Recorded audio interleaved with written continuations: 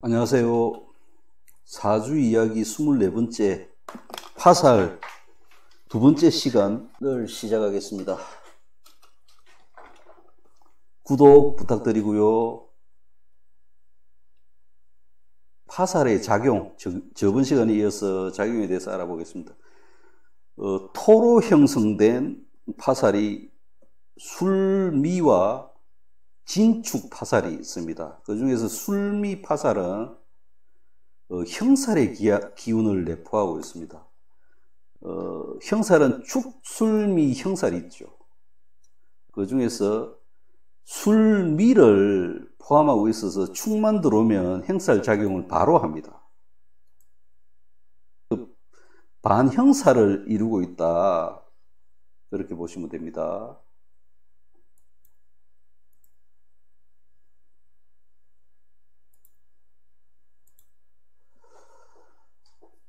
이 술미는 건조한 땅입니다.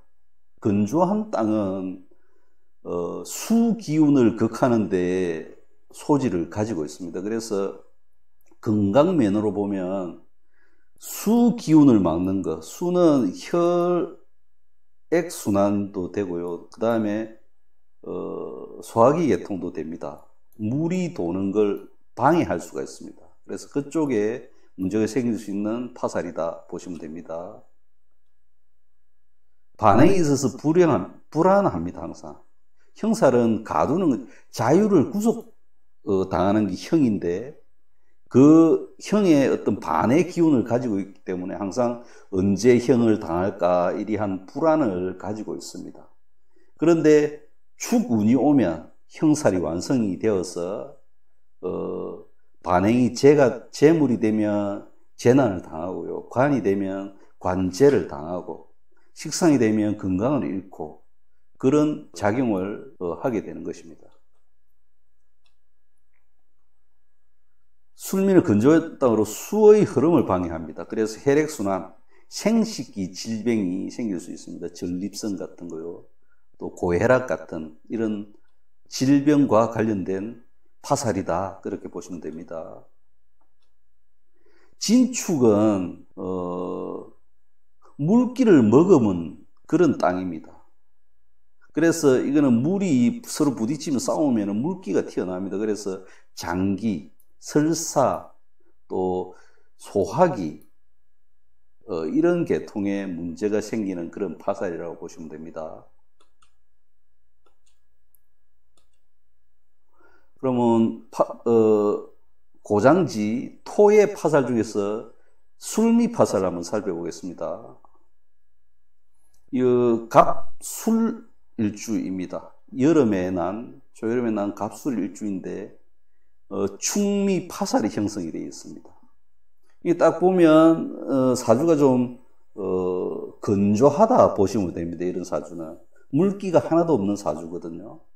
미지장간에도 불이 있고 또 나무가 있고요. 이 술지장간에는 금이 있고 또 불이 있습니다. 그래서 이 미토하고 술토를 건토라고 합니다.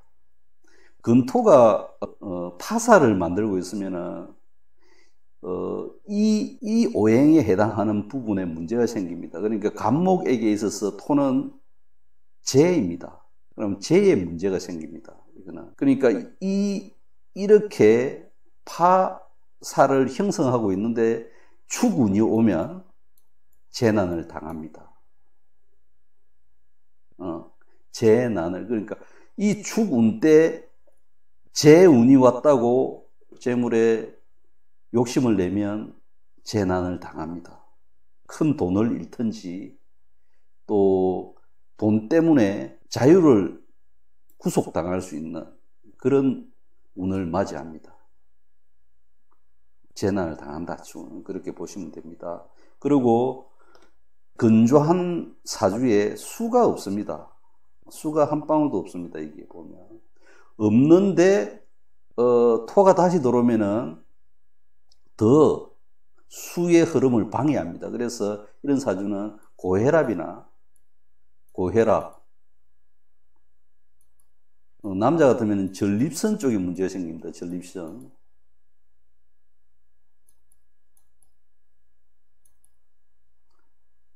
그 혈압이나 수의 흐름에 해당하는 그런 질병을 가져올 수 있는 것입니다. 그래서 이런 사주는 물을 많이 먹어야 되겠죠. 검은색 가까이 하시고.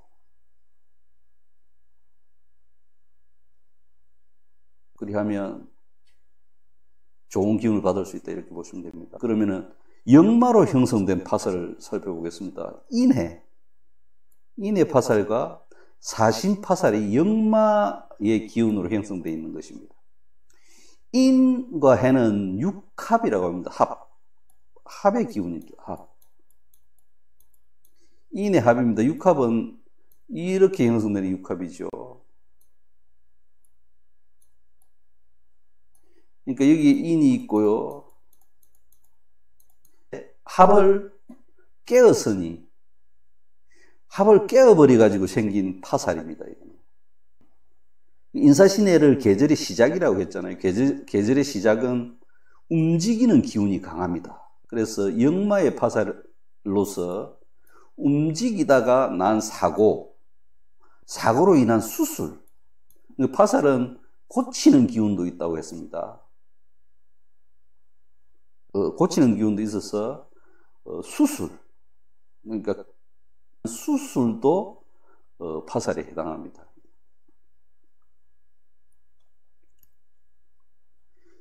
그 인해하고 사신이 합이라고 했습니다. 좋아하다가 싸우는 그런 파살로 변화. 오늘은 좋다가 내일은 또 싸우다가 오늘은 좋다가 싸우다가 변덕의 파살을 보시면 되고, 수시로 변하는 기분에 따라서 변덕이 심하고 이런 파살이다 보시면 되고, 또 도중하차, 끝 매점을 잘 하지 못하는 그러한 파살이라고 보면 됩니다. 인사신에는.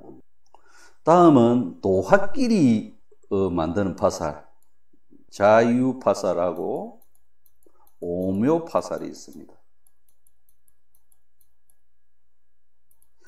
여러분 제가 말씀드렸지만은 살성은 주변의 상, 그러니까 기신으로 작용하느냐 용신으로 작용하느냐에 따라서 길흉이 달라집니다. 자유파살만 있다고 다 나쁜 건 아닙니다. 이게 용신으로 작용하면 좋을 수도 있습니다. 뭐 회복이라든지 건강회복이라든지 이런 게 될 수가 있고요. 오묘도 마찬가지입니다. 목화가 용신일 때는 좋게 작용하고요. 기신일 때는 나쁘게 작용합니다. 자유 오묘 파살은 도화의 파살입니다. 도화. 제왕지 기운. 나의 힘이 넘쳐나는. 그런데 인해서 생기는 파살로 이성문제. 이성문제는 힘이 없으면 이성문제 안 만들죠. 그래서 도화의 기운이란 제왕지 기운이 힘이 남아도 오는 거예요.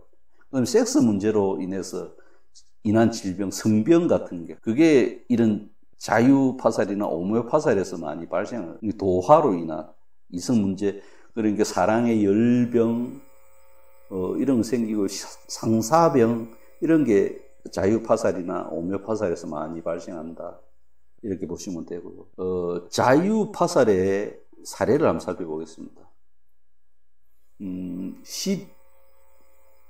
11월에 난 신금입니다. 겨울에 난 금은 어떻습니까? 차갑습니다.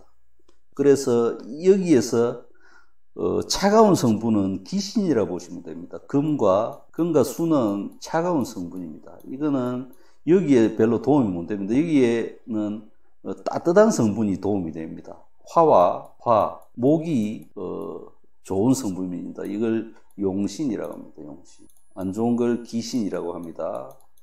그럼 여기에 파살 있죠. 자유파살.